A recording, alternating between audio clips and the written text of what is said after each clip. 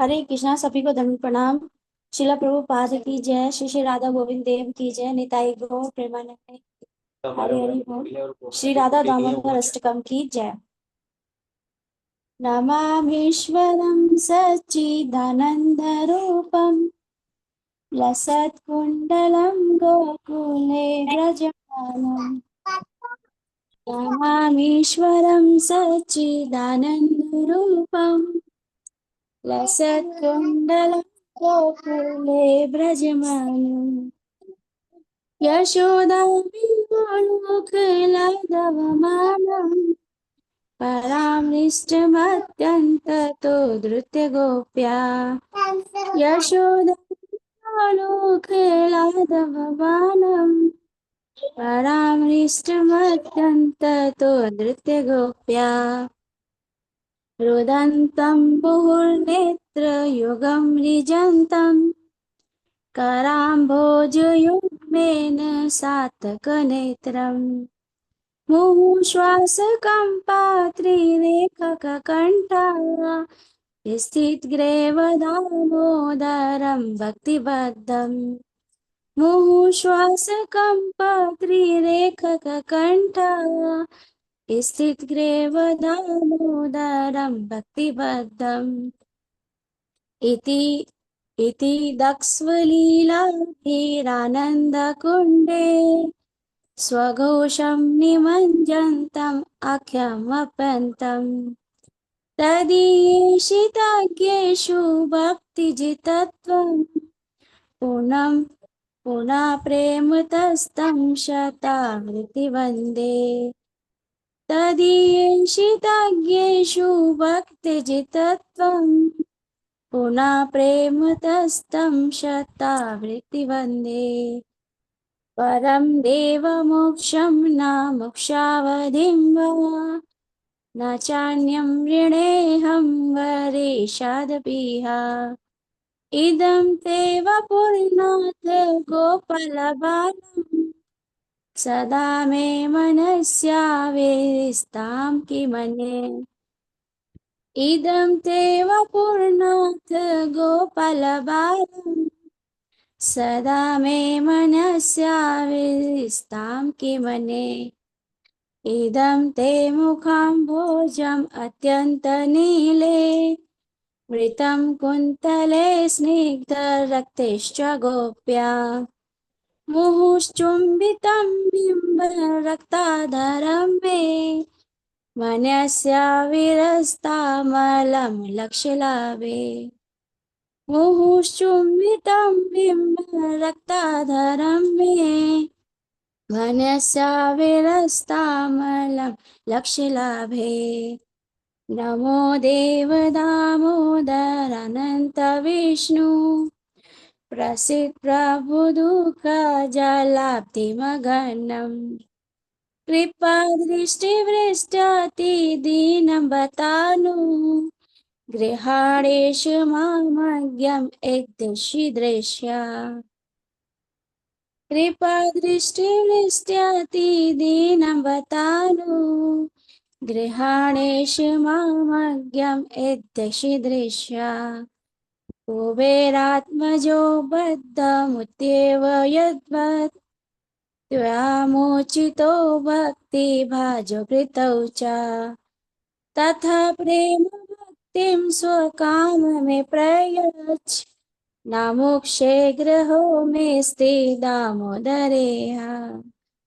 तथा प्रेम भक्तिं स्वकाममे प्रयच्छ न मोक्षे ग्रहो मेऽस्ति दामोदरेह। नमस्तेस्तु धाम्ने स्फुरदीप्तिधामने त्वदीयोदरायात विश्वस्य धाम्ने। नमो राधिकाय त्वदीये प्रियाय नमो अनन्तलीलाय देवाय तुभ्यं। नमो राधिकाय त्वदीये प्रियाय नमो अनन्तलीलाय देवाय तुभ्यम्।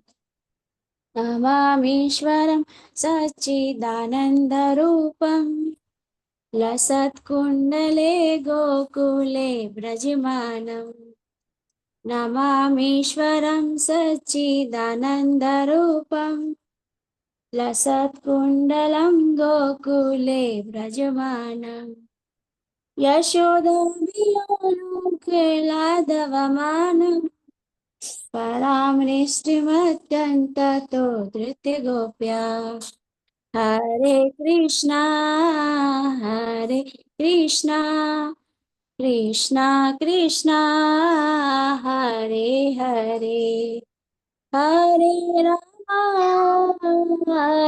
राम राम राम हरे हरे हरे कृष्णा कृष्णा कृष्णा हरे हरे हरे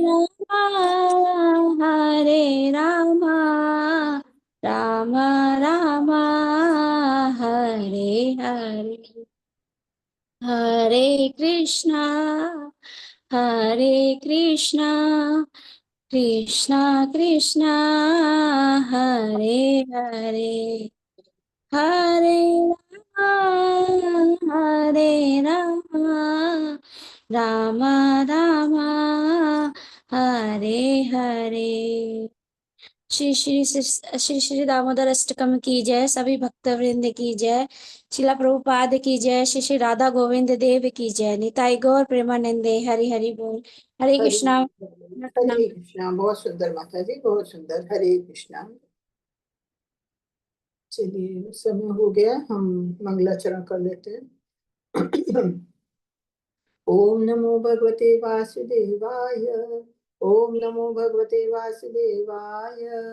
ओम नमो भगवते वासुदेवाय।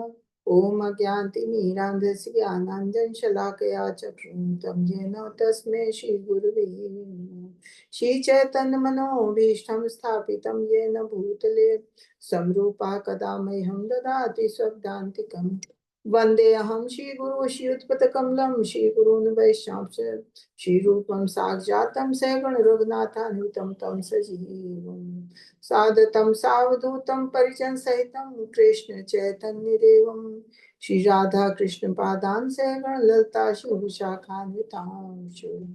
हे कृष्ण करुणा सिंधु दीन बंधु जगतपते गोपेश गोपिका कांता राधा कांत नमस्तुते। तप्ति कांचन गौरांगी राधे वृंदावनेश्वरी वृषभानुसुते देवी प्रणमामि हरे। नमो विष्णुपदाय कृष्ण पृष्ठाय भूतले श्रीमते भक्ति वेदांत स्वामिनिति नामिने।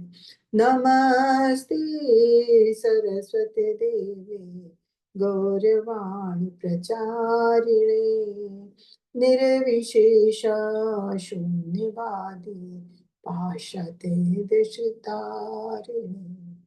नमो विष्णुपदाय कृष्ण पृष्ठाय भूतले श्रीमते भक्ति सिद्धांत सरस्वती इति नामिने।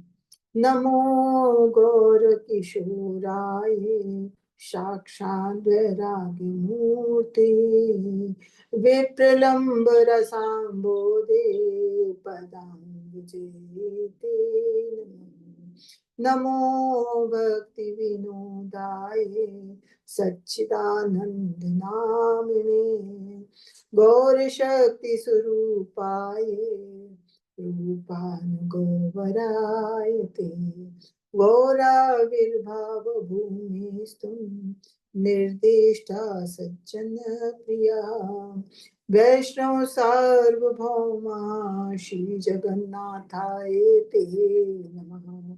नमो महावदन्याय कृष्ण प्रेम प्रदायते कृष्णाय कृष्ण चैतन्य गौरे तुषे नमः। नाम्ने गौरे तुषे नमः। पंचतत्त्वात्मकं कृष्णं भक्तरूप स्वरूपकं भक्तावतारं भक्ताख्यं नमामि भक्तशक्तिकं। जय श्री कृष्ण चैतन्य प्रभु नित्यानंदा, श्री अद्वैत गदाधर शिवासादि गौर भक्त वृंदा। हरे कृष्णा कृष्ण कृष्णा हरे हरे, हरे रामा राम राम हरे हरे। हरे कृष्णा सभी को। सभी का 3 बजे की क्लास में स्वागत है। हरे कृष्णा माता जी, सादर प्रणाम। हरे कृष्णा माता जी। हरे कृष्णा माता जी, सादर प्रणाम। हरे कृष्णा हरे कृष्णा। चलिए अब शेयर कर देते हैं। हमारा ईशोपनिषद चल रहा है। ईशोपनिषद का आज 16वां, कल 16वां पढ़ा था, आज 16वां है। 15, 16, आज 17वां होगा। हरे कृष्णा। जी माता जी।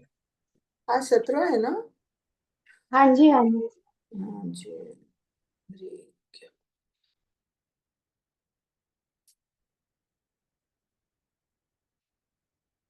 आज 17वां श्लोक है। तो श्री राधा माधव की जय, श्री प्रभुपाद की जय। अभी तक हम लोगों ने पढ़ा है, फिर से एक बार थोड़ा सा रिवीजन कर लेते हैं जिससे फिर से आप लोगों का नया हो जाए। तो शुरू में हम लोगों ने 3 अध्याय तो भगवान के ईशोवास्य नियम के बारे में पढ़े, और उसके बाद चौथे 5वें अध्याय में भगवान की विभिन्न शक्तियों के बारे में जाना था।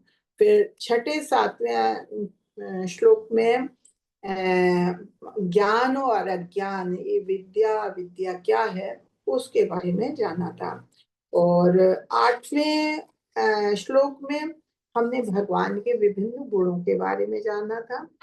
फिर 9वें और 10वें श्लोक में हमने जाना था कि अविद्या और अज्ञान क्या है। अच्छा, फिर इसका मतलब छठे 7वें में हमने कुछ और जाना। एक सेकेंड।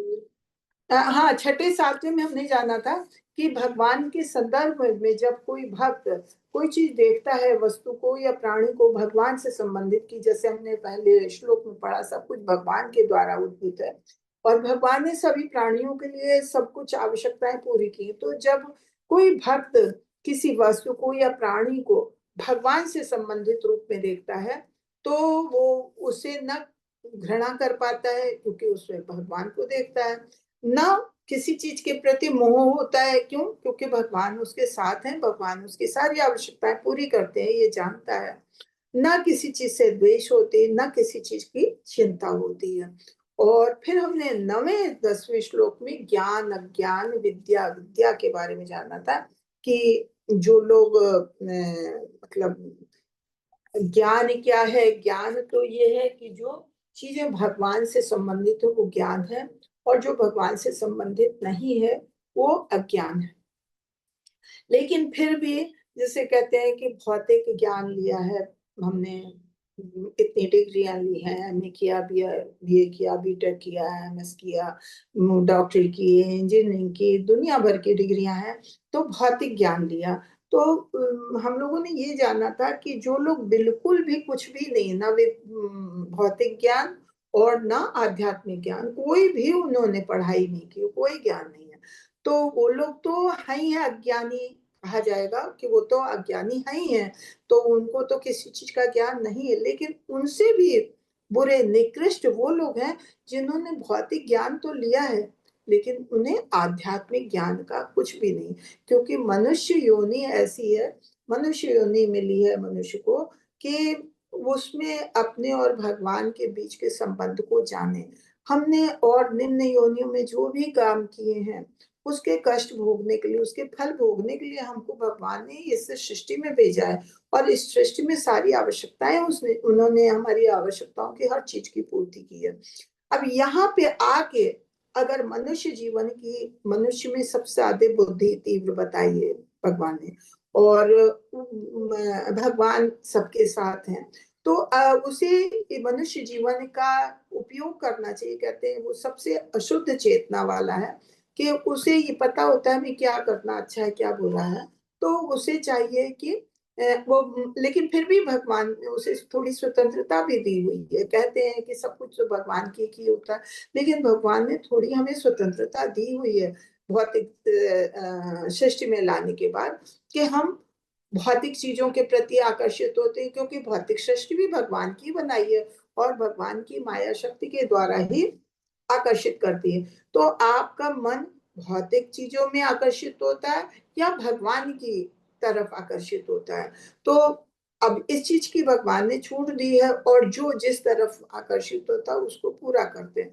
लेकिन जो जिन लोगों ने खाली भौतिक ज्ञान लिया है, तो इसीलिए कहा गया कि वो अधिक निकृष्ट है, कि उन्हें इतनी अच्छी योनि मिली, इतना अच्छा लाभ का अवसर मिला है, लेकिन फिर भी वो उसका लाभ नहीं उठाते और भगवान की तरफ पीट करके भगवान को भूले हुए हैं, भगवान के अपने संबंध को भूले हुए हैं।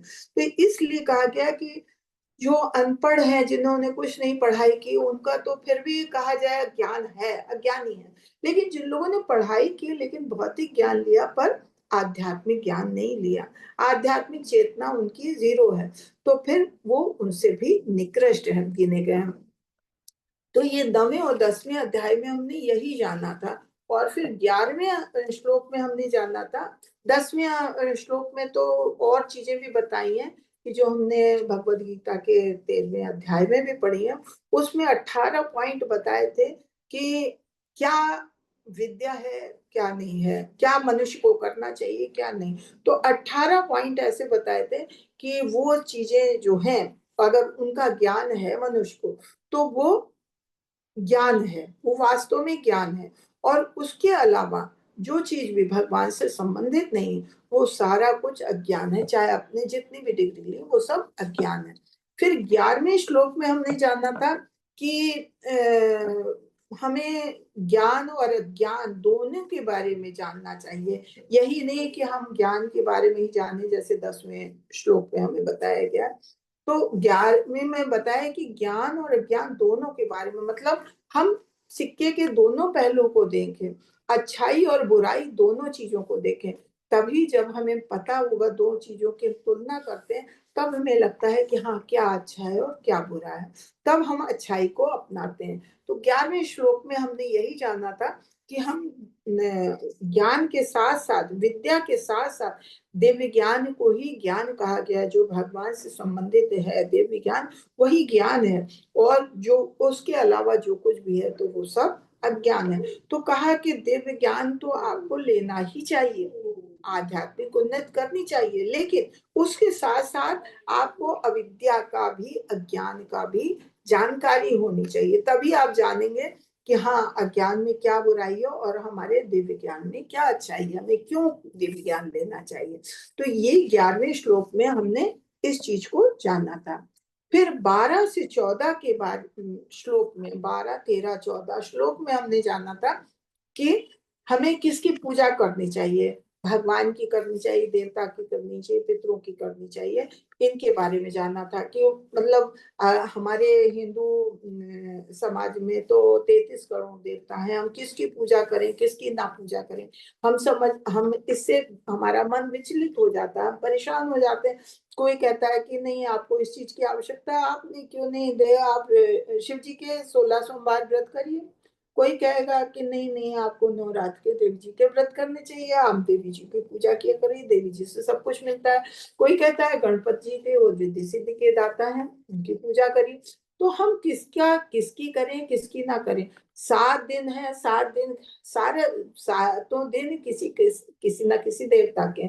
अगर हम 7 दिन 7 देवताओं की पूजा करते रहेंगे, फिर भी हम सबको प्रसन्न नहीं कर पाते हैं। तो यहाँ ये बताया गया है देवताओं की पूजा करना व्यर्थ है। क्यों? क्योंकि सारे देवता तो भगवान से ही उद्भूत हैं। तो क्यों ना हम भगवान की ही पूजा करें। यहाँ पे यही बताया है, सबसे उत्तम मार्ग यही है कि हम भगवान की पूजा करें। अगर हम भगवान की पूजा करेंगे तो सारे देवता तो स्वयं ही प्रसन्न हो जाएंगे। कि आपने घर के मुखिया को अगर प्रसन्न कर लिया तो बाकी लोग तो फिर अपने आप ही पड़ जाएंगे। तो मुखिया तो हर चीज के मूल तो भगवान ही है, भगवान के द्वारे सारे देवता उद्भूत है। तो जब भगवान को हम प्रसन्न कर लेंगे तो सारे देवता तो अपने आप प्रसन्न हो जाएंगे। क्यों हम अलग अलग सबकी पूजा करें? लेकिन वेदों में हर चीज की पूजा के लिए अलग अलग बताया गया है, पर वेदों में और भी ज्ञान दिया गया है कि हमें क्या करना चाहिए क्या नहीं। लेकिन हम भौतिक जगत में आते हैं तो अपनी इंद्रिय तृप्ति के लिए, अपने वैभव ऐश्वर्य संपदा बढ़ाने के लिए हम उन चीजों का ध्यान देते हैं जो हमें ज्ञान लेना चाहिए वो नहीं लेते। हम कर्मकांड की तरफ आगे बढ़ते हैं कि हाँ हमें पुत्र चाहिए तो हम फला देवता के लिए फला यज्ञ करें, हमें बुद्धि चाहिए, हमको विद्या चाहिए, हमको नौकरी में पदोन्नत चाहिए। तो हर चीज के लिए अलग अलग देवताओं की पूजा की गई है, बताई गई, हम उसमें अटक जाते हैं। लेकिन फिर हम उसमें किसको खुश करें किसको नहीं। तो इसलिए बताया गया कि भगवान के द्वारा सभी उद्भूत हैं। अगर हम भगवान की पूजा करते हैं तो सारी देवी देवता अपने आप ही तृप्त हो जाते हैं।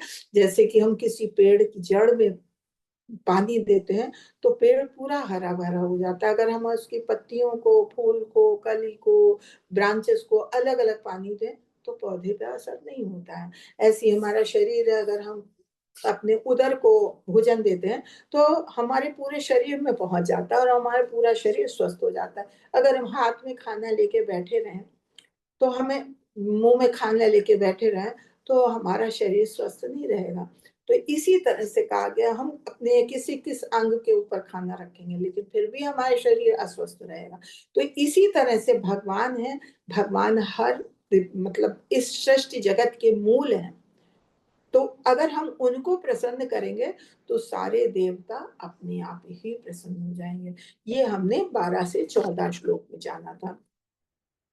फिर 15 और 16 में हमने देखा कि भगवान का जो भक्त है वो भगवान को किस तरह से प्रसन्न करना चाहता है, भगवान से प्रार्थना करता है। कि एक भक्त की प्रार्थना के बारे में 15-16 श्लोक में बताया गया कि वो भक्ति कर रहा है, भगवान की पूजा कर रहा है, भगवान की सेवा कर रहा है, लेकिन भगवान के दर्शन नहीं कर पा रहा है। तो भगवान से प्रार्थना करता है कि जो आपका ब्रह्म तेज है, भगवान में इतना अधिक तेज है कि उसके तेज के आगे भगवान का चेहरा छुप जाता है, भगवान इतने तेज में है।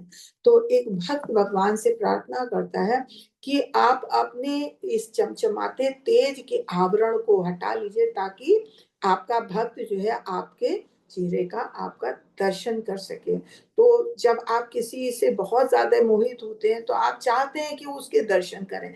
तो भक्त जब भगवान की इतनी सेवा करता है, इतना भगवान में लीन हो जाता है तो भगवान से मिलना चाहता है। तो भगवान से प्रार्थना करता है कि आप अपने तेजों में आवरण को चेहरे से हटा लें ताकि हम आपका दर्शन कर सकें। तो ये हमने 15-16 अध्याय श्लोका में पढ़ा था। अब 17वां अध्याय है, 17-18 भी भगवान से प्रार्थना का ही है। लेकिन 17वां अध्याय जो है, श्री राधा माधव की जय, श्री प्रभुपाद की जय, 17वें अध्याय में प्रार्थना करता है कि मृत्यु के समय कृष्ण को समझने पर जोर दिया है 17वें श्लोक में कि जब मनुष्य का अंत समय आता है तो उसे किसका ध्यान करना चाहिए। हमने ये भगवत गीता में भी पढ़ा है 8वें अध्याय में 5वां-6वां श्लोक है, अंत काले च मामेव स्मरन् मुक्ता कलेवरम या प्रयाति सामद्भावम याति नाति संशय यम यम वापि स्मरन् भावम त्यज्यन्ते कलेवरम तम तमेव भगवन्ति सदा तद्भाव भाविता। मतलब अंत के समय जब मनुष्य का अंत समय आता है उस समय वो जिसका ध्यान करता है उसके हिसाब से उसको अगले जन्म में शरीर मिलता है। और अंत समय में अगर वो भगवान का ध्यान करता है तो वो भगवान स्वयं उसे लेने आते हैं और भगवान उसका पार लगाते हैं। भगवान उसे इस भव जंजाल से मुक्त करके अपने धाम को ले जाते हैं। तो हमने ये भगवत गीता में पढ़ा है। अब यहाँ पे वही चीज हमें बताई जा रही है कि मृत्यु के समय मनुष्य को क्या करना चाहिए, किसका ध्यान करना चाहिए। तो आज हम 17वां श्लोक इस तरह से लेते हैं वायु अनिलम अमृतम अथदम भस्मास्तं शरीरम भस्मास्तं शरीरम। ओम कृतो स्मर कृतम स्मर कृतो स्मर कृतम स्मर। स्मर क्या है? स्मरण। बार बार जोर दिया है स्मरण का कि स्मरण करिए। अब हम इसका भावार्थ पढ़ेंगे। इस क्षण भंगर शरीर को भस्म हो जाने दें और प्राण वायु को वायु के पूर्ण कोश में मिल जाने दें। अब हे भगवान, मेरे समस्त यज्ञों का स्मरण करें, और चूंकि आप चरम भोक्ता हैं, अतः मैंने आपके लिए जो कुछ किया है उसे स्मरण करें। अब भगवान से भक्त एक प्रार्थना कर रहा है कि अब जब उसका अंत समय है तो उसका शरीर तो क्षण भंगुर है, शरीर तो जैसे हमने कहा ये शाश्वत नहीं, शरीर तो छूट जाएगा। हम क्या है? हम आत्मा है। आत्मा छोड़ के हम, और शरीर को छोड़ के आत्मा अलग हो जाएगी। तो वो कह रहा है शरीर को तो भस्म हो जाने दें, और जो हमारे शरीर के अंदर प्राण वायु है उसे भी पूर्ण कोश में मिल जाने दे। लेकिन मैंने इस जीवन में जो कुछ भी आपके लिए किया है, आपके लिए मतलब जो कुछ भी हमने यज्ञ किया है, यज्ञ का मतलब आहुति देने वाला यज्ञ नहीं है।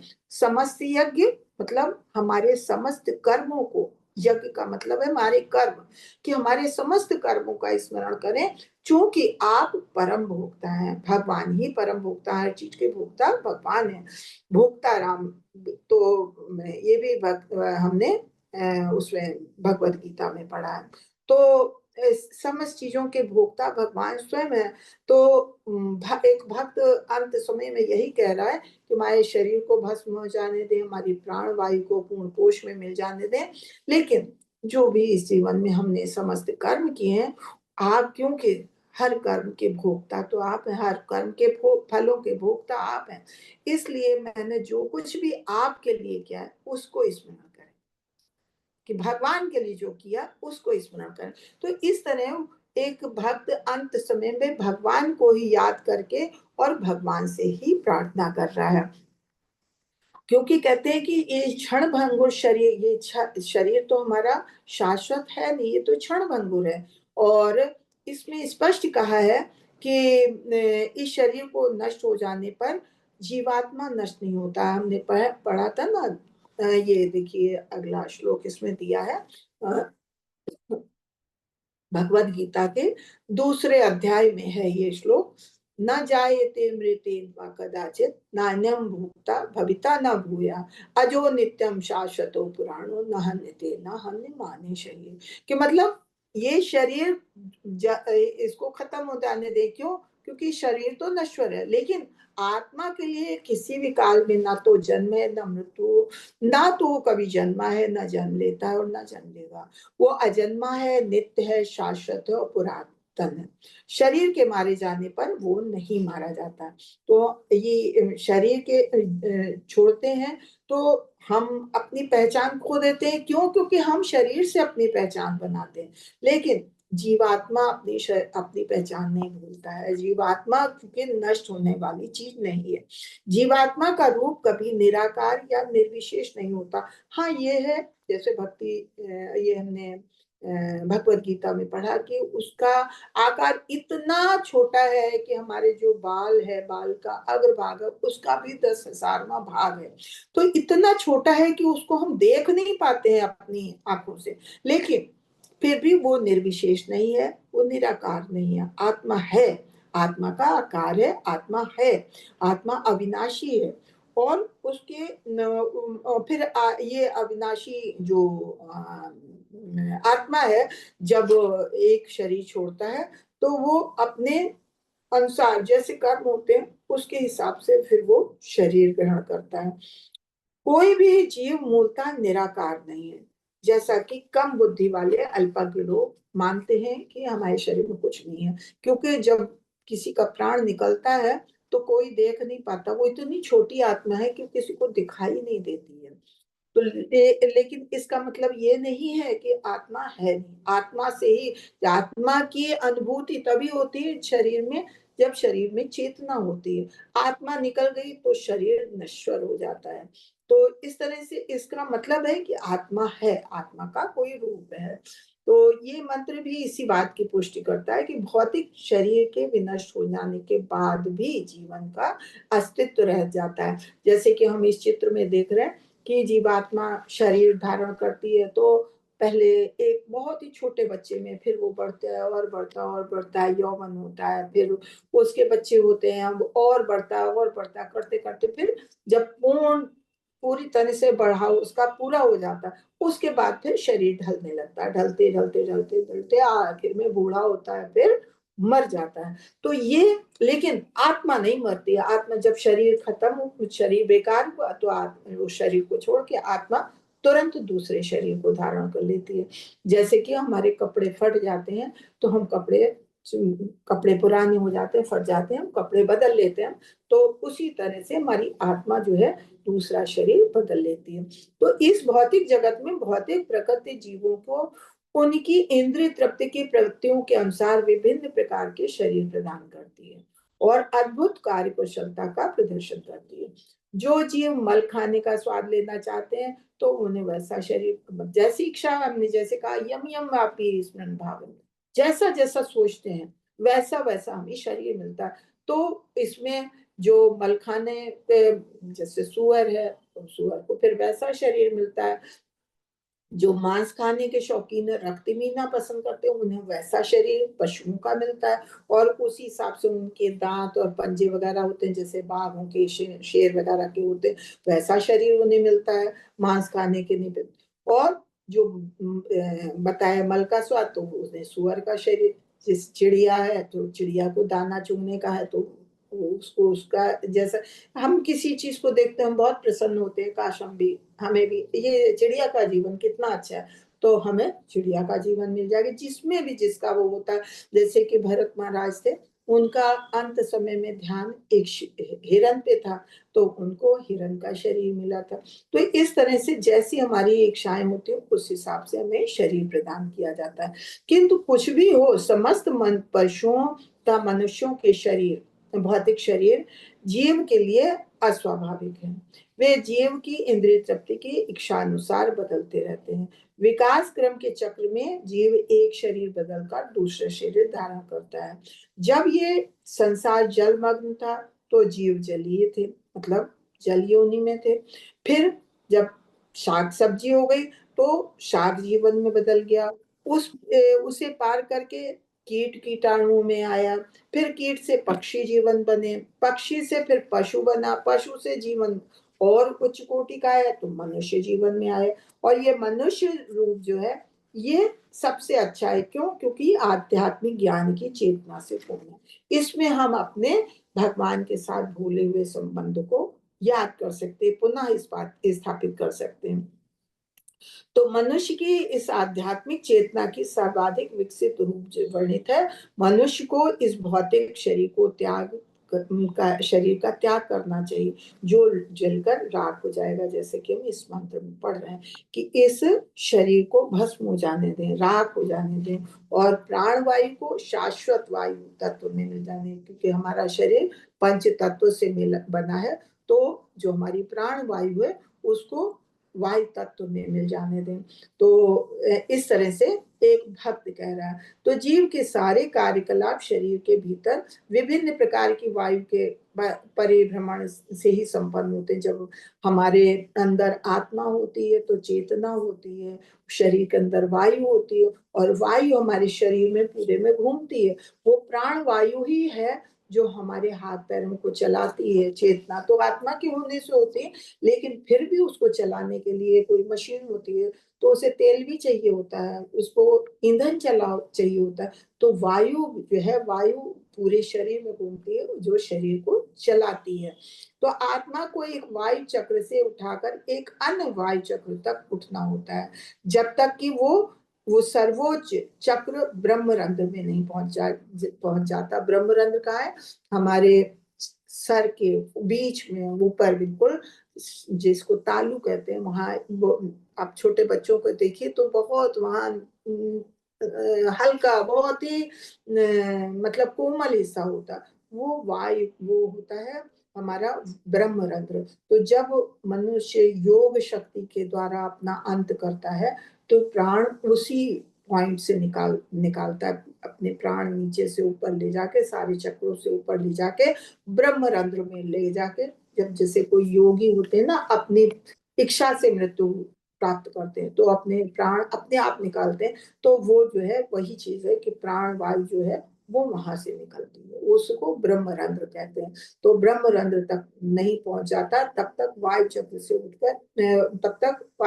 उठकर एक अन्य वायु चक्र तक आत्मा को उठना होता है। इस बिंदु से पूर्ण योगी अपने आप को अन्य किसी इच्छित लोक तक ले जा सकता है। जो योगी लोग होते हैं, योगी लोग यही तो करते हैं, योग सिद्धि करते हैं, तो अपने मन से अपनी इच्छा अनुसार अपने को किसी भी लोक में ले जा सकते हैं। इसकी विधि ये है कि एक शरीर, भौतिक शरीर को त्याग कर दूसरे में प्रवेश किया जाए, लेकिन ऐसे रूपांतर की पूर्णता तभी संभव है जब जीव अपने भौतिक शरीर का सर्वथा परित्याग कर दे। और जैसा कि इस मंत्र में सुझाव दिया गया, जो योग के बारे में बताया ना कि किसी भी वो लोक में जा सकता है, तो उस समय उसका शरीर लगता है कि हाँ वो नश्वर शरीर है, वो उसकी आत्मा किसी लोक में भ्रमण करके फिर उसी शरीर में आती। लेकिन हम लोगों को क्या कहा गया कि जीव को इस भौतिक शरीर को पूरी तरह से परित्याग कर देना है, कि इस शरीर से निकल के दूसरा शरीर धारण करना। तो आध्यात्मिक आकाश में भी प्रवेश करने के लिए हमें इस शरीर को पूर्णतः, ये भौतिक शरीर, इसको पूर्णतः त्यागना पड़ता है, तभी हम भौतिक आकाश में प्रवेश कर सकते हैं, जहां तक सर्वथा भिन्न प्रकार का शरीर विकसित होता है। एक आध्यात्मिक शरीर जिसकी ना कभी मृत्यु होती ना कोई परिवर्तन, जैसे कहते हैं ना भगवान की भक्ति करते हैं तो भगवान अपने धाम में ले जाते हैं और वहां जाके आध्यात्मिक शरीर मिलता है, और फिर ना वहां कोई जन्म है ना कभी कोई मृत्यु है, तो फिर वो इस पृथ्वी पे दोबारा वापस नहीं आता है। जहां तक भौतिक जगत में भौतिक प्रकृति जीव को उनकी इंद्रिय तृप्ति की इच्छाओं की पूर्ति के लिए शरीर बदलने के लिए बाध्य करती है, क्योंकि हम जब भौतिक जगत में आते हैं तो हर चीज पे हम अपना अधिकार जमाने की कोशिश करते हैं, ये चीज हमारी है, ये चीज हमारी है, ऐसा हमने किया, ये हमने बनाया, हर चीज में अपना प्रभुत्व जमाने की कोशिश करते हैं। तो उस इंद्रिय तृप्ति को पूरा करने के लिए सृष्टि बनाई गई है, और उसके लिए फिर हमें शरीर भी बदलना पड़ता है कि जैसी जैसी चीजें हमें चाहिए होती, जैसी इच्छाएं होती हैं वैसी योनियां प्रकट होती हैं। एक कीड़े से लेकर सर्वाधिक श्रेष्ठ ब्रह्मधारी ब्रह्मा जी तक, या कहें कि देवताओं के शरीर तक, एक छोटी सी चींटी भी भगवान के द्वारा बनाई गई, उसकी जो इच्छा पूर्ति है उसके लिए करते हैं। और भगवान ने ब्रह्मा जी को भी भगवान ने ही बनाया है, बड़े बड़े देवताओं को भगवान ने ही शरीर धारण करवाया। तो ये जैसी उनकी इच्छाएं थी, जैसे उनके कर्म थे, उसके हिसाब से इस प्रकार सभी जीवों के शरीर विभिन्न आकारों में जड़ पदार्थ से बने होते हैं, जो ये भौतिक चीजों से बने होते हैं। बुद्धिमान मनुष्य इन शरीरों की विविधता में नहीं अपितु अपने आध्यात्मिक रूप में एकत्व देखता है। बुद्धिमान व्यक्ति जो होता है वो इस शरीर से अपनी पहचान नहीं बनाना चाहता, वो भगवान से जुड़ना चाहता है, तो अपने आध्यात्मिक स्वरूप को देखने की कोशिश करता है, क्योंकि हर शरीर में, हर कोई भी जीव है, हर जीव में आध्यात्मिक स्फुलिंग है। ये क्या है? परमेश्वर का अंश है, भगवान का अंश है। तो वो चाहे कोई भी हो, चाहे सुअर हो, चाहे देवता हो, चाहे मनुष्य हो, चाहे पशु हो, चाहे पक्षी हो, तो वो सब तो उसको जो शरीर मिले हैं वो तो उसके पाप पुण्य के कर्मों के अनुसार विभिन्न शरीर मिले, लेकिन हर शरीर में भगवान का अंश रूप होता है। तो जो बुद्धिमान व्यक्ति होता है वो अपने शरीर से नहीं बल्कि अपने शरीर के अंदर बैठे परमात्मा स्वरूप से अपना संबंध बनाना चाहता है। तो जीवन की पूर्णता बहुनाम जन्म नामंते ज्ञानवान प्रपद्यते वासुदेव सन्निधि अधिक जन्म जन्मांतर के बाद जिस सचमुच ज्ञान होता है वो मुझको समस्त कारणों का कारण जानकर मेरी शरण में आता है, ऐसा महात्मा अत्यंत दुर्लभ है। ये बार बार ये श्लोक आता है, ये हमारे भगवत गीता के 7वें अध्याय का श्लोक है कि जो बुद्धिमान व्यक्ति है वो भगवान की भक्ति करता है और अपने को आत्मा रूप में देखता है। लेकिन भगवान की भक्ति करते करते भी ऐसा नहीं है कि हमने आज भक्ति की, हमें तुरंत भगवान ज्ञान मिल जाएगा, हमें इतनी बुद्धि हो जाएगी। नहीं, कहते हैं बहुनाम जन्म नामंते, मतलब अनेक जन्मांतर तक जब हम भगवान का ध्यान करते हैं, भगवान का स्मरण करते हैं, तब हमें सचमुच जब ज्ञान प्राप्त होता है। ये बहुत ही विरले लोग होते हैं जिनको पूरी तरह से ये ज्ञान प्राप्त होता है। हम लोग पढ़ रहे हैं, हम लोग समझ रहे हैं, हाँ सब कारणों के कारण भगवान है, लेकिन क्या है, क्या जानने के बाद भी हम पूरी तरह भगवान की शरण में नहीं है, हम भौतिक जगत में हैं और भौतिक चीजों को का उपभोग कर रहे हैं। तो जो ऐसे सचमुच जन्मांतर तक ज्ञान प्राप्त करते करते इस तरह की उसमें आ जाता है कि उसे फिर भौतिक चीजों से कोई मतलब नहीं, वो जानता है हर चीज के कारण भगवान है, तो पूरी तरह से भगवान की शरण में चला जाता है। ऐसा महात्मा अत्यंत दुर्लभ, बहुत मुश्किल से हो आता है, लेकिन जो ऐसा महात्मा होता है तो वो फिर भगवत धाम को ही जाता है, फिर वो यहाँ नहीं रहता है, उसको भगवान अपने यहाँ ले जाते हैं। भगवत गीता के अनुसार अनेक जन्मों तक ज्ञान का अनुशीलन करने के बाद सर्वश्रेष्ठ मनुष्य भगवान की शरण ग्रहण करता है। और ज्ञान का अनुशीलन अपनी पूर्णता को तब प्राप्त होता है जब ज्ञाता, मतलब जो भगवान का भक्त है, जानने वाला, परमेश्वर वासुदेव की शरण ग्रहण कर लेता कि अब कुछ भी और कुछ नहीं, बस भगवान ही भगवान। अन्यथा अपने आध्यात्मिक स्वरूप का ज्ञान प्राप्त करने पर भी यदि वो ये नहीं जान पाता कि सारे जीव उन पूर्ण के शाश्वत अंश हैं और वे स्वयं कभी भी पूर्ण नहीं बन सकते, तो उसका इस भौतिक संसार में पुनः पतन हो जाता है, उसे सचमुच गिरना पड़ेगा, भले ही वो परम ज्योति से एकाकार क्यों ना हो चुका हो। कि अगर हमने ये तो मान लिया कि हाँ हमारे भगवान सबके भगवान से ही सब कुछ है और हम भी भगवान शाश्वत हैं और हम भी भगवान का अंश है, तो हम समझने लगे, जैसे कहते हैं ना कि एक सोने का टुकड़ा और सोने की खान, सबके गुण एक बराबर होते। तो अगर हम कहते हैं हम भगवान का, हमें बताया गया हम भगवान के अंश हैं, तो हमने अपने को भगवान के बराबर मान लिया कि हम भगवान के अंश हैं, तो जो भगवान के हैं वही तो हमारे में है, तो हम फिर भगवान की शरण ग्रहण क्यों करें। जब हम इस बुद्धि में आ जाते हैं तो हम भगवान से एकाकार नहीं हो पाते हैं, हम भगवान की शरण नहीं ग्रहण करते हैं, क्योंकि हम तो फिर अपने को भी भगवान के बराबर मानने लगे, तब वहीं पे हमारा भौतिक संसार में फिर हमारा पतन, ये पतन का कारण है। लेकिन अगर हम ये जान जाते हैं कि जो कुछ भी भगवान के द्वारा उद्भूत है, भगवान के हम अंश जरूर हैं, लेकिन हम भगवान नहीं हो सकते। भगवान एक अंश अंश ही है। जो काम पूरा समुद्र कर सकता है, वो काम एक समुद्र के पानी की बूंद नहीं कर सकती। समुद्र किसी को भी डुबा सकता है, लेकिन एक समुद्र की पानी की बूंद जो है वो किसी को डुबा नहीं सकती। तो भगवान के हम अंश है, भगवान जो कर सकते हैं हम भगवान के बराबर कभी नहीं हो सकते, इस चीज को समझना चाहिए। तो हमने पहले भी मंत्रों में ये सब चीजें जानी है कि भगवान के दिव्य शरीर से उद्भूत होने वाली ब्रह्म ज्योति आध्यात्मिक स्वरूप से परिपूर्ण है। भगवान के ब्रह्म ज्योति के बारे में अभी हमने पिछले श्लोकों में भी पढ़ा। ब्रह्म ज्योति क्या है, भगवान से के अंदर से निकला हुआ प्रकाश, तो भगवान का आध्यात्मिक प्रकाश है, उसी का ही वो है, उसी का रूप है ब्रह्म ज्योति। तो लेकिन फिर भी वो भगवान तो नहीं हो सकते, वो तो भगवान से निकला हुआ प्रकाश है।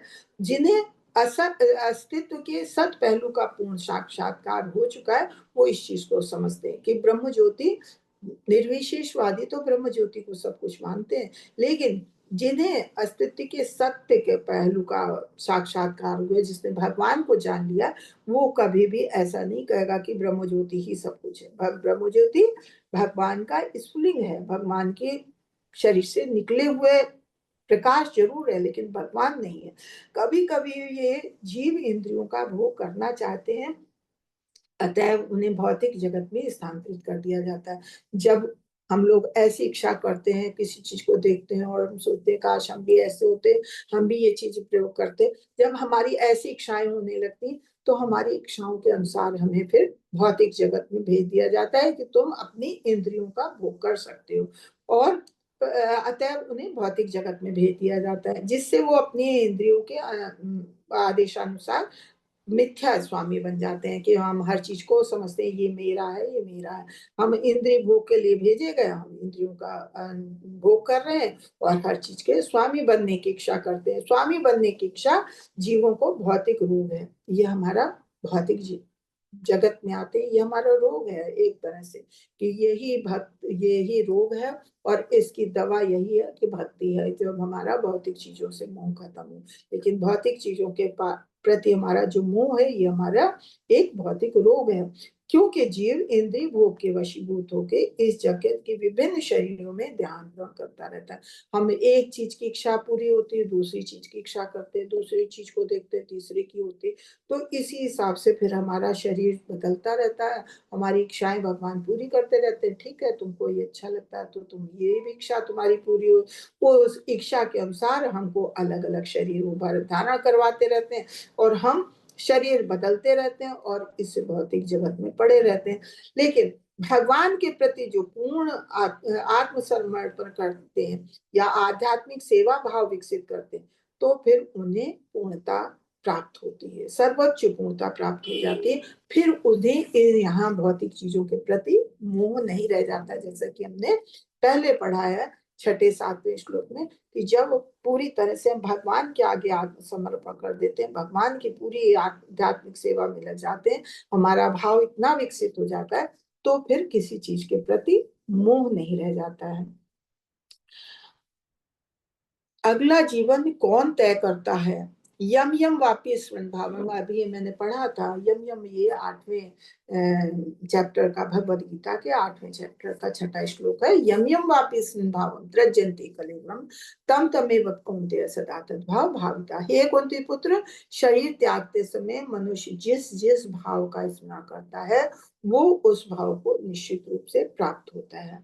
तो अभी तो इस मंत्र में तो यही बताया है कि जब भौतिक शरीर त्यागते हैं तो क्या हमारा शरीर वराक में मिल जाता है और भौतिक वायु को भी त्याग देते हैं, और इस तरह से हम ईश्वर के आध्यात्मिक साम्राज्य में प्रवेश करने की भगवान से प्रार्थना करते हैं। इस श्लोक में हमने यही शुरू में यही तो पढ़ा कि हमारा इस क्षण भंगुर शरीर को भस्म हो जाने दें, प्राण वायु को वायु के पूर्ण कोश में मिल जाने दें, और हमारे यज्ञों को, हमारे कर्मों को स्मरण करें, जो भी हमने आपके लिए किया उसको स्मरण करें। तो ये शरीर त्यागने के समय पे मनुष्य इस चीज को कहता है, भगवान से प्रार्थना करता है कि वे उनकी उन कार्यकलापों का स्मरण करें जिन्हें उसने अपने भौतिक शरीर के भस्म होने के पूर्व किया था। मतलब जब तक इस भौतिक जगत में रहे, तब तक जो भी कार्य किए भगवान के लिए, भगवान उसका स्मरण करें। ये प्रार्थना वो मृत्यु के समय अपने विहित कर्मों तथा अपने चरम लक्ष्य की पूर्ण चेतना रहते हुए करता है। जिसको मतलब भगवान की चेतना है, भगवान के आध्यात्मिक उसमें है, तो वो ऐसी चेतना में होता है, तो वो ऐसी कोशिश करता है। आप देखिए ये नीचे यही लिखा है कि बहुत ये भरत महाराज हैं, उनको वो एक हिरन के बच्चे को पालते थे और वो इधर उधर भटक गया, तो उसको के बारे में सोचते सोचते वो जंगल में जा रहे हैं और आखिर में वो एक खाई में गिर गए। लेकिन उनकी चेतना में क्या है, आखिरी सोच में, आखिरी समय में सोच उसी हिरन के बारे में रहे, तो उनकी आत्मा जो है हिरन में ही प्रवेश कर जाती है और उन्हीं हिरन का शरीर मिल जाता है। जो व्यक्ति पूर्णपेण भौतिक प्रकृति के वश में रहता है, वो अपने भौतिक शरीर के अस्तित्व काल के सारे जघन्य विकारों का स्मरण करता है और फलस्वरूप मृत्यु के बाद उसे वैसा ही शरीर प्राप्त होता है जैसे उन्होंने भौतिक जगत में एक हिरन के बच्चे को पाला और हिरन के बारे में ही सोचते रहते थे, तो फिर उन्हें एक हिरन का ही शरीर मिला। जैसा कि यहाँ पे हम पढ़ रहे हैं, यम यम वापस भावम त्यजन्ति कलेवरम तम तमेव कौन्तेय सदा तद्भाव भाविता। तो अविकसित बुद्धि वाले जो सीधे साधे पशुओं के विपरीत मरणासन मनुष्य अपने जीवन के कार्यकलापों को रात्र के स्वप्नों की तरह स्मरण कर सकता है, फलता उसका मन भौतिक इच्छाओं से अभिभारित रहता है। कि अगर जैसे अंत समय में भगवान का स्मरण कर रहे हैं तो भगवत धाम को जाएंगे, लेकिन जैसे हम रात को सपने देखते हैं तो अब हम मरते समय अगर हम अपने जीवन काल के क्या क्या हमने किया है वही चीजें हमारे दिमाग में आती। इसीलिए कहा जाता है कि हमें अभ्यास भगवत भक्ति का करना चाहिए, भगवान के नाम का जप इसीलिए कहा जाता है कि आप जितना जप कर सको उतना करो, क्योंकि जो आप भौतिक जगत में रहते रहते कार्य करते हो वही चीजें आपको अंत समय में याद आती हैं। कहते हैं सपने में भी वही चीज दिखती है, जो दिन भर आप सोचते हो वही चीजें आपको दिखती हैं। तो ऐसे ही भरत महाराज ने हिरण के बच्चे को पाला, इसमें उनको हिरण की ही चिंता हो रही थी और उसमें भी उनको भी अंत समय में, जबकि वो भगवान के अनन्य भक्तों में से थे, लेकिन क्योंकि अंत समय में उन्होंने हिरण को याद किया तो फिर हिरण की योनि मिली। तो अगर हम भगवान की भक्ति का अभ्यास करते हैं, भगवान के प्रति प्रेम भाव विकसित कर लेते हैं, तो अंत समय में क्या होगा? अंत समय में ईश्वर की सेवा का ही स्मरण होगा। अगर हम नहीं करेंगे तो हमें नहीं होगा। अगर हम भौतिक जगत में हैं, हम नहीं बहुत सेवा हम आप कर पाते, फिर भी अगर इतना है, अरे भगवान को भोग लगाना है, अरे भगवान को सुलाना है, हम सो कैसे गए, भगवान को भी हमने नहीं सुलाया, हम कैसे सो गए, भगवान का बिस्तर लगाना, भगवान को सुलाना है। हम उठे तो भगवान को भी, हमें ठंडी लग रही है, अरे हम गर्म पानी से नहाएंगे तो भगवान को भी गर्म पानी। अगर ये चीजें आपके मन में भाव आ जाएंगे जीते जी भौतिक जगत में रहते रहते, तो आप हर चीज में भगवान का स्मरण करेंगे, तो अंत समय में फिर ये निश्चित है कि आपको भगवान का स्मरण रहेगा। इसीलिए कहा जाता है कि भगवान नाम का जप करते रहिए, जप करते रहिए, करते रहिए। कब तक करेंगे? आप जब तक भगवान के नाम का जप करेंगे तो आपके मन में, आपकी जुबान पे भगवान का नाम रहेगा। जो काम आप करते हैं वही चीज आपको याद रहती है। बोलो कृष्ण भजो कोरो कृष्ण शिक्षा, मन मना मन भव भक्तो मद्याजी मान मान नमस्कुरु मामिन वैश्य शिक्त वैश्य युक्त वैवमान परायणा। ये है हमारे 9वें उसमें भगवद गीता का 9वां चैप्टर है, अध्याय है। उसमें है ये आपके 30वें श्लोक से 34वें श्लोक तक पूरा यही बताया है कि कहते हैं कि जो भगवान को भजता है उसके लिए क्या है, कि जो भगवान की निरंतर सेवा में लगा रहता है तो वो कोई जघन्य से जघन्य काम भी अगर करता है लेकिन भगवान की भक्ति में रत रहता है तो उसे साधु मानना चाहिए। क्योंकि कभी हो जाता है हम भौतिक जगत में कभी भगवान की भक्ति करते करते कभी कुछ हमसे गलती भी हो जाती है, तो कहते हैं कि ऐसे मनुष्य को भगवान का भक्ति ही मानना चाहिए। ऐसा नहीं उससे गलती हो गई तो हम उसकी बुराई में जुट जाए, नहीं। क्यों? क्योंकि वो भगवान की भक्ति में भगवान को स्मरण करना वो नहीं भूलता है, और जो वो तुरंत धर्मात्मा बन जाता है। गलती करता है, उसे चोट लगती है, फिर उसे ध्यान आता है, अरे हमने क्या गलती की जो भगवान ने हमें इतनी चोट की, इसका मतलब हमसे कोई गलती हुई, फिर वो भगवान का ही स्मरण करता है। तो कहते हैं कि फिर वो तुरंत धर्मात्मा बन जाता है।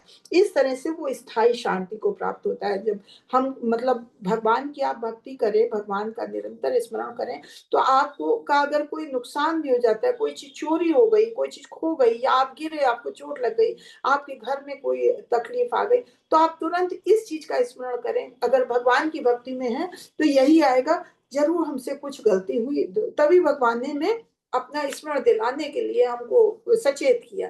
तो हम अपनी पुरानी चीजों को याद करें, हमें तुरंत अपनी गलती का एहसास होगा, हाँ हम यहाँ पे गलत थे। तो यही कहा गया कि भगवान की जो भक्त होता है अगर कभी कोई गलती भी कर लेता है तो भी उसे धर्मात्मा गिनना चाहिए। क्यों? क्योंकि उसे अगर चोट भी लगती है, कोई दुख भी आता है, तो वो फिर तुरंत धर्मात्मा बनता है। क्यों? वो भगवान को ही तुरंत याद करता है और इस तरह से स्थायी शांति को प्राप्त करता है। इसलिए ये चीज भगवान अर्जुन से कहते हैं कि इसलिए तुम इस चीज की निडर हो के घोषणा कर दो कि कभी भी मेरे भक्त का विनाश नहीं हो सकता। जो मेरी शरण ग्रहण कर लेते हैं, चाहे वो कोई भी हो, शूद्र हो, स्त्री हो, वैश्य हो, कोई भी हो, लेकिन अगर वो मेरी शरण ग्रहण कर लेते हैं तो वो परम धाम को ही जाते हैं। और फिर धर्मात्मा ब्राह्मणों, भक्तों, राजर्षियों के लिए क्या कहा जाए, जब मतलब जो हम आप जो बद्ध जीव है वो अगर भगवान का स्मरण करके और ऐसा पा सकते हैं तो जो ब्राह्मण कर्म पूरे करते हैं, ब्राह्मण हैं, भक्त हैं, राजर्षि लोग हैं, तो फिर उन लोगों की बात क्या कहा जाए। उनके तो अगर क्षणिक दुख आए भे ये तो भी वो भगवान की प्रेमा भक्ति में अपने को लगाए रहते हैं।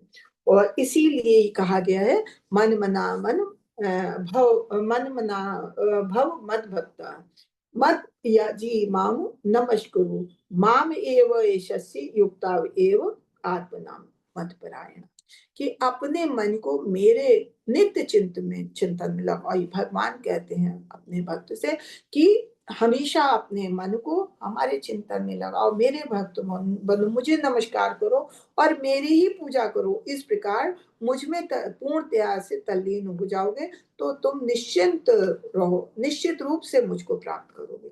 भगवान जब इतना हमसे कहते हैं तब भी अगर हम ना ध्यान दें तो फिर क्या बात है।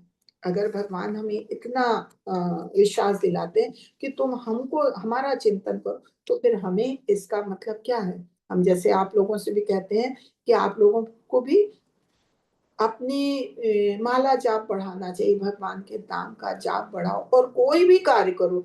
हम सब गृहस्थ जीवन में है, लेकिन भगवान का स्मरण हर चीज में करो। कुछ भी काम करो तो भगवान का स्मरण करते हुए करो, हर चीज का फल भगवान को सौंपो। तो जब आप निरंतर भगवान का याद करोगे, स्मरण करोगे, अंत समय में भगवान ही स्मरण होंगे, आपको भगवान का ही ध्यान आएगा। अगर आप भौतिक चीजों में अपना मन लगाओ तो फिर अरे वो पिक्चर बहुत अच्छी आई है, अरे आजकल तो वो हीरो बहुत अच्छा चल रहा है, आपका ध्यान उसमें होगा तो आपका ध्यान उधर ही जाएगा। लेकिन अगर आपका मन हर चीज में भगवान में, तो आप अपने लिए शॉपिंग करने जाओगे तब भी वहां पे आपको यही लगेगा काश ये चीज हम भगवान के लिए ले लेते, ये चीज अरे ये तो मैं भगवान के लिए बहुत अच्छी, अरे कोई नया फल देखा, अरे ये तो भगवान पे भोग लगाने के लिए बहुत अच्छी चीज है, ये तो नया फल है, ये तो नई सब्जी है। तो ये चीज होती है। इसलिए यहाँ पे भगवान भी स्वयं कहते हैं कि अपने मन को पूर्णतया मेरे चिंतन में लगाओ। अब भक्ति की 9 प्रक्रियाएं बताई गई कि ये भक्ति कैसे की जा सकती है। तो ये प्रहलाद महाराज ये भी इसमें क्या बोलते हैं आपके भागवतम में प्रहलाद महाराज इस चीज का ज्ञान देते हैं। प्रहलाद महाराज भगवान के अनन्य भक्तों में से थे, तो वो इस चीज को कहते हैं कि श्रवणम कीर्तम विष्णु स्मृति पाद सेवनम अर्चनम वंदनम दासम साक्षात् निवेदितम इति पुंसार्पितो विष्णु भक्ति चेनव लक्षणा क्रियत भक्ता तन्मयते धीत मुक्तमम, कि जो भी इस तरह से ये भक्ति करता है तो वो ये भक्त के लक्षण है। भक्ति करने का एक उन्होंने 9 चरण बताए हैं कि इन चरण से आप भगवान की भक्ति कर सकते हो। और भगवान सबसे पहला सबसे महत्वपूर्ण है कि भगवान के कीर्तन सुनो, भगवान की महिमाओं का, भगवान की लीलाओं का गुणगान सुनो। आप सबसे शुरुआत यही है कि भगवान के भक्तों के बीच में बैठो और आप श्रवण करो भगवान के बारे में। जब श्रवण करोगे तो वहां पे फिर आपका मन लगने लगेगा, कीर्तन में लग जाओगे। कीर्तन करोगे तो आपका निरंतर भगवान के स्मरण, भगवान विष्णु का स्मरण में लगेगा। फिर भगवान के पादों की सेवा करो, उसके बाद भगवान की निरंतर पूजा करो, वंदना करो, भगवान को अपना स्वामी मान के दास्य भाव में, साख्य भाव में पूरी तरह से अपने को उनके सौंप दो। तो कहते हैं कि ये वैसे 9 प्रक्रियाएं बताई हैं भगवान की भक्ति में आगे बढ़ने के लिए, लेकिन इसमें से कोई एक भी आप अपना लोगे दृढ़ता से तो आप भगवान की भक्ति प्राप्त कर लोगे। क्योंकि ऐसे भक्त हुए जिन्होंने खाली एक चीज पाई और उससे भगवान की भगवत धाम को पहुंच गए, और कुछ लोग हैं जिन्होंने सब कुछ पाया किया है। तो इसमें श्रवण सबसे महत्वपूर्ण है। आप जहां भी पढ़ेंगे श्रवण पे हमेशा जोर दिया जाता है। और उसमें अब यहाँ पे उन्होंने इसके उदाहरण भी दिए हैं कि श्रवण का के उदाहरण परीक्षित महाराज अर्जुन के पोते थे और बहुत अच्छे राजा थे, बहुत सब हर तरह से कोई सी चीज की कमी नहीं थी, धर्मात्मा थे, सब कुछ थे। लेकिन कलयुग का प्रभाव हुआ और उन्हें इसकी भी कहानी है, कहानी कभी बाद में सुनिएगा, हो सकता है आप लोगों को सभी को मालूम भी हो। तो परीक्षित महाराज को एक ब्राह्मण पुत्र ने श्राप दे दिया था कि आप 7 दिन में मारे जाओगे, 7 दिन में आपको एक सांप डसेगा जिससे आपकी मृत्यु होगी। जैसे ही परीक्षित महाराज को ये पता चला, उन्होंने अपना राजपाट, अपना मुकुट, अपनी वेशभूषा सब कुछ बदल दी, सब कुछ त्याग दिया, अपने पुत्र को सौंप दिया और तुरंत वो गए और गंगा नदी के किनारे बैठ के और पूरा आमरण अनशन कर दिया कि ना कुछ खाएंगे ना पिएंगे, और भगवान का ध्यान करने बैठ गए। भगवान का ध्यान कर रहे थे, वहां बहुत सारे ऋषि मुनि आए और भगवान को जब याद करते हैं तो भगवान फिर वैसा कहते हैं, या तो ज्ञान देने के लिए भगवान स्वयं आते हैं या अपने किसी पार्षद को भेजते हैं। वहां सुखदेव गोस्वामी पहुंचे और उन्होंने 7 दिन तक बैठ के परीक्षित महाराज को भागवत की कथा सुनाई। रात दिन ना कोई खाना ना पीना ना उठना ना बैठना, एक जगह बैठ के उन्होंने परीक्षित महाराज ने सुनी और सुखदेव महाराज ने सुनाई। तो ये श्रवण कीर्तन, श्रवण का उदाहरण परीक्षित महाराज, उन्होंने श्रवण किया। कीर्तन सुनाने वाले सुखदेव गोस्वामी थे, उनका उदाहरण है। स्मरण प्रहलाद महाराज, प्रहलाद महाराज जब गर्भ में थे तो नारद मुनि के पास उनकी माता थी और वो नारद मुनि ने इतना ज्ञान दिया कि उसी समय से वो भगवान की भक्ति में आ गए थे, अपने माता के गर्भ में रहते रहते। तो जब जन्म लिया तो वो नित्य प्रति, उनके पिता राक्षस थे, उन्होंने उनको बहुत राक्षसी प्रवृत्ति में बदलने लगी, बहुत कष्ट दिए, बहुत उनके ऊपर जुल्म किए, लेकिन वो भगवान की भक्ति में, भगवान के स्मरण में लगे रहते थे और सारे बड़े बड़े कष्ट भी आसानी से झेल के भगवान को का स्मरण कभी नहीं भूलते थे, भगवान का नाम बजते रहते थे। तो ये प्रहलाद महाराज स्मरण में आते। अर्चनम में पृथु महाराज, पृथु महाराज भी प्रहलाद महाराज के ही वंशज हैं। तो ये भगवान की पूजा करने में बहुत अच्छे रहे, तो इनको उदाहरण अर्चनम में आया। पाद सेवम लक्ष्मी माता, लक्ष्मी माता हमेशा भगवान की सेवा में, पाद पैरों की सेवा में लगी रहती है। वंदनम अक्रूर महाराज, अक्रूर महाराज जो है वो भगवान के अनन्य भक्तों में से थे और वो भगवान की हमेशा वंदना में लगे रहते थे, भगवान के गुणगान करते रहते थे। दास रूप में हनुमान जी, हनुमान जी ने रामचंद्र, हनुमान जी के बारे में आप लोगों को भी पता होगा किस तरह से उन्होंने रामचंद्र की सेवा की, कि उनको अपने हृदय में बिठा लिया था, इतना ज्यादा दास्य भाव की उनका उदाहरण है। और साख्य भाव में अर्जुन है। आत्मनिवेदन बलि महाराज, बलि महाराज ने अपने को पूरी तरह से भगवान को सौंप दिया था। वो भगवान उनसे कि परीक्षा लेने आए, अब दे दो ये, और दे दो और दे दो और दे दो, करते करते उन्हें नहीं रह गया, उन्होंने अपने को ही पूरा समर्पित कर दिया कि जो कुछ भी है सब कुछ आपका है, अब बस मैं बचाऊं तो मुझको भी आप ले लो। तो उन्होंने आत्मनिवेदन ये हुआ। नवो अम्बरीश महाराज ऐसे महाराज हैं कि जिन्होंने ये 9 चीजें अपने जीवन में उतारी, 9 पॉइंट जो है अपने जीवन में उतारे और भगवान के अनन्य भक्तों में से गिने गए। तो ये इस तरह से जो 9 चरण थे, 9 चरण के उदाहरण भी यहाँ दिए गए हैं। आप इसमें से किसी एक को भी ले लेते हैं तो फिर वो हम भक्ति में आ जाता है। तो इस तरह से कहा, भक्ति सेवा की ये 9 प्रक्रियाएं ईश्वर के साथ निरंतर संपर्क में रहने में मदद कर सकती हैं और इस तरह अपने जीवन के अंत में उसके लिए प्रभु को याद करना आसान होगा। जब भगवान की भक्ति में लगे रहें किसी भी रूप में, तो भगवान को याद करना आसान होगा। उनमें से केवल एक को अपनाने से भी सर्वोच्चता पूर्णता प्राप्त हो सकती है। यहाँ पे यही बताया है कि एक सेकेंड,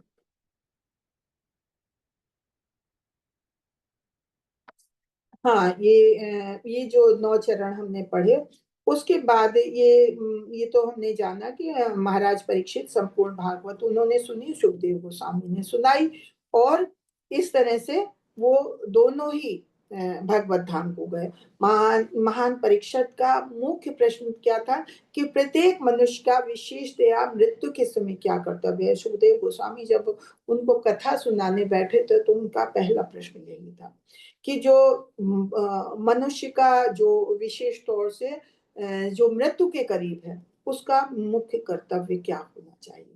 तो सुखदेव गोस्वामी ने इसका उत्तर दिया, तस्मात् भारत सर्वात्मा भगवान ईश्वरो हरि श्रोतकृतस्य स्मर्तवश्य स्थान भयम। जो समस्त चिंताओं से मुक्त होने का इच्छुक है, वास्तव में अगर सब चिंताओं से को पार करने का इच्छुक है, तो ऐसे व्यक्ति को चाहिए कि पूर्ण पुरुषोत्तम के भगवान के विषय में ही सुने, उन्हीं का गुणगान करे और उन्हीं का स्मरण करे, क्योंकि भगवान सभी वस्तुओं के परम निर्देशक हैं।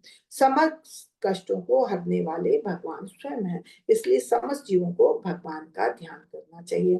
तो कहते हैं कि सामान्यतः रात में क्या होता है, सोने या संभोग करने में के दिन में और दिन में यथासंभव अधिकाधिक धन कमाने में, परिवार की के लिए अब ये चीज आवश्यक है, ये चीज आवश्यक है, यही सब करने में मनुष्य अपना समय पूरा बिता देता है। लोगों के पास पूर्ण पुरुषोत्तम भगवान के विषय में बात करने के लिए या उनके विषय में कोई जिज्ञासा करने के लिए कोई समय ही नहीं निकालता है। वो अपना दिन रात को सोए या संभोग किया, दिन में है दिन में परिवार के बारे में सोच रहे हैं, धन कमा रहे हैं, अब मकान बनाना है, अब गाड़ी खरीदनी है, बच्चों का स्कूल में एडमिशन कराना है, यही सब सोचता रहता है और भगवान का ध्यान करने के लिए अपना समय नहीं निकाल पाता है। तो उन्होंने कहा है कि ईश्वर के अस्तित्व को कई प्रकार से नकार रखा है, जिसमें प्रमुख है कि निर्विशेषवादी घोषित करना कि इंद्रिय बोध रहित बताना कि भगवान को इंद्रिय बोध है रहित है, भगवान का कोई शरीर ही नहीं है, निर्विशेषवादी बताते हैं। और वैदिक साहित्य में चाहे वो उपनिषद हो, चाहे वेदांत सूत्र हो, चाहे भगवद गीता, श्रीमद् भागवत हो, ये सब में घोषित किया गया है, सब में बताया गया कि भगवान का शरीर है, भगवान सचेतन है और अन्य सभी जीवों से श्रेष्ठ हैं, सबसे बड़े हैं, उनके बराबर कोई नहीं। जैसे हमने अभी पिछले श्लोक में भी पढ़ा कि भगवान के बराबर कोई नहीं है, भगवान सबसे बड़े हैं, भगवान श्रेष्ठ हैं और भगवान का शरीर दिव्य है, हमारा जैसा भौतिक शरीर नहीं है। उनकी महिमा में लीलाएं सबसे अभिन्न है कि कोई भी ऐसा कार्य नहीं कर सकता जो भगवान ने किया है। भगवान ने एक समय में 16,108 रानियों के साथ अलग अलग महलों में अपना रूप इतना विस्तार किया कि हर रानी समझती थी कि भगवान हमारे साथ ही हैं और भगवान सबके साथ थे। नारद मुनि हर रानी के कमरे में गए तो पता चला हर रानी के घर में भगवान है, कहीं वो पूजा कर रहे हैं, कहीं बच्चों के साथ खेल रहे हैं, कहीं किसी कार्य में व्यस्त है, लेकिन भगवान हर रानी के महल में उन्हें मिले एक ही समय में। भगवान ने 7 साल की उम्र में इतना बड़ा गोवर्धन पर्वत अपनी उंगली में उठा लिया, इतने छोटे से थे, 6 दिन के थे, पूतना का वध कर दिया, इतने बड़े बड़े राक्षसों का वध कर दिया। तो उनकी सारी लीलाएं, सारी जो महिमाएं हैं वो सब अभिन्न है, वो साधारण मनुष्य नहीं कर सकता। और ये सब कब किया जा सकता है, जब वो उनका शरीर साकार रूप है तभी तो कर सकते हैं। तो इसलिए ये कहा कि वो साकार रूप है, उनका साकार रूप है, वो सचेतन है, इस चीज को हमें कभी नहीं भूलना चाहिए। मनुष्य को सांसारिक राजनीतिज्ञों या समाज के तथाकथित बड़े बड़े लोगों के अनुचित कार्यों के बारे में सुनने बोलने में लिप्त नहीं होना चाहिए, बल्कि अपने जीवन को इस तरह ढालना चाहिए कि हम अपना समय व्यर्थ न करें, अपना अधिक से अधिक समय भगवान के कार्यकलाप, भगवान की लीलाओं को सुनने में, भगवान की सेवा में लगाएं। यदि कोई भक्त ऐसा अभ्यास कर लेता है तो वो अंत समय में भगवान का स्मरण जरूर करेगा, जरूर उसके जब हमेशा वो भगवान का ही ध्यान करेगा, भगवान की लीलाओं का श्रवण करेगा, तो क्यों नहीं अंत समय में उसको भगवान का स्मरण होगा, जरूर भगवान का स्मरण होगा। और जो ऐसे सारी कार्यकलापों में अपने को लगाए रखेगा, वो कभी भगवान का अंत समय में, चाहे कि हम भगवान को अंत समय में स्मरण कर लेंगे, वो नहीं कर पाएगा। कुछ ना कुछ ऐसा वो हो जाएगा, उसके पास कोई भी ऐसी बात वो नहीं होगी कि वो भगवान का स्मरण करता है। तो यही बताया है कि किस तरह से परम शक्तिशाली भगवान ने से अपने यज्ञों का स्मरण करने के लिए प्रार्थना करनी चाहिए। हम तभी कर पाएंगे जब हम निरंतर पूरे जीवन भगवान के बारे में सुनेंगे, भगवान के बारे में पढ़ेंगे और भगवान का ही सेवा में लगे रहेंगे, तभी हम अंत समय में भगवान के बारे में सुनना चाहेंगे और भगवान से प्रार्थना करेंगे कि भगवान हमने जो भी कर्म किए हैं इस जीवन में आपके लिए, आप उसका स्मरण करें। हमारी मतलब पापों को नष्ट करें, जो हमने आपके लिए कर्म किए हैं उसका आप स्मरण करें। हम तभी भगवान का स्मरण इस तरह से कर सकते हैं। तो यज्ञ का अर्थ क्या है? इंद्रियों को उनके स्वार्थ से रोकना। हम अपने मन के लिए नहीं बल्कि अपनी इंद्रियों को भगवान की सेवा में लगाएं, यही हमारा कार्य। और तभी यही कार्य यज्ञ कहलाता है, जब हम अपने इंद्रियों का कार्य भगवान की सेवा में करते हैं। तो जो भी कर्म है तो वही हमारा यज्ञ है। तो हम जो भी यज्ञ भगवान के लिए करते हैं उसका हम स्मरण भगवान को तभी दिला सकते हैं, जैसे हम इस श्लोक में पढ़ रहे हैं कि भगवान को स्मरण दिला रहा है भक्त। तो हम तभी स्मरण दिला सकते हैं जब हम सारे जीवन भगवान का स्मरण करेंगे, तभी अंत समय में हमें भगवान का ध्यान आएगा और हम भगवान से कहेंगे कि हमने जो कर्म आपके लिए किया उसका स्मरण करिए। मनुष्य मृत्यु के समय ऐसे अभ्यास के फलों का सदुपयोग कर सकता है। हरे कृष्णा। तो ये था आज का, बहुत सुंदर श्लोक था। पता नहीं आप लोगों को कैसा लगा, लेकिन हमें तो बहुत आनंद आया। बहुत सुंदर था माता जी, रियली बहुत सुंदर। वार्ता कल्पतरु वैश्विक कृपा सिंधु एव च पतितानां पावनेभ्यो वैष्णवेभ्यो नमो नमः। अनंत कोटि वैष्णव भक्त वृंद की जय। नामाचार्य श्री हरिदास ठाकुर की जय। जगत गुरु श्री प्रपाद की जय। हरे कृष्णा कृष्ण कृष्ण हरे हरे, हरे राम राम राम हरे हरे। हरे कृष्णा। सभी का बहुत बहुत धन्यवाद। अब आप लोगों का अगर किसी का कोई प्रश्न हो तो प्लीज आप लोग प्रश्न करें। हरे कृष्णा। कुमुद माता जी रिकॉर्डिंग बंद कर दीजिए। हरे कृष्णा। किसी का कोई प्रश्न नहीं? चलिए फिर ठीक है, फिर हम कल मिलते हैं। कल लास्ट श्लोक है इसका, परसों से हम नई पुस्तक शुरू करेंगे। हाँ मीनल माता जी कुछ कहना चाह रही है? हरे कृष्ण माता जी, सादर प्रणाम। माता जी मुझे यही क्वेश्चन था कि जब हम आध्यात्मिक जगत में हैं तो फिर हमारा पतन क्यों होता है? जब इसके पहले तो हम आध्यात्मिक जगत में ही थे ना, भगवान के साथ ही थे, तो फिर हमारा पतन भगवान के क्यों हुआ? साथ थे, हमने इच्छा की होगी, हमने कोई इच्छा की होगी यहाँ आने की, तभी भगवान ने भेजा है। तो हमारी चेतना तो भगवान के साथ ही थी ना, चेतना तो तब शुद्ध थी ना, तो फिर कैसे हमारा वहां पर कैसे पतन हो सकता है? पतन नहीं होता है, पतन तब होता है जब हम